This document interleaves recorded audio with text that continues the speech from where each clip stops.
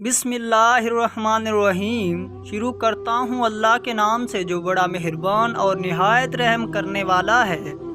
मस्जिद के बाहर एक फ़कीर बैठा मांग रहा था। नमाजी बाहर निकले और कुछ ने उसे इतना शर्मिंदा किया कि वो भाग कर शराब खाने के दरवाजे पर बैठ गया। जो भी शराबी निकलता उसे कुछ न कुछ देकर कहता कि हम तो गुनहगार हैं, शायद तेरी दुआ से ही निजात मिल जाए।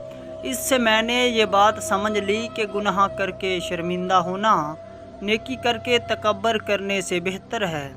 हज़रत इमाम शाफ़ी फरमाते हैं, 3 अमल ऐसे हैं जो इंसान रोज़ाना करता है उसका रिज़्क बहुत ज़्यादा बढ़ जाता है। नंबर 1 तहज्जुद की नमाज़ पढ़ना, नंबर 2 कसरत से सदका करना, नंबर 3 कसरत से अल्लाह का ज़िक्र और इस्तग़फ़ार करना। आपके इखलाक की कदर भी लोग उस वक़्त करेंगे जब आपके पास दौलत और ताकत हो। गरीब कितना ही खुश इखलाक क्यों ना हो, लोग उसके इखलाक को उसकी कमज़ोरी समझते हैं।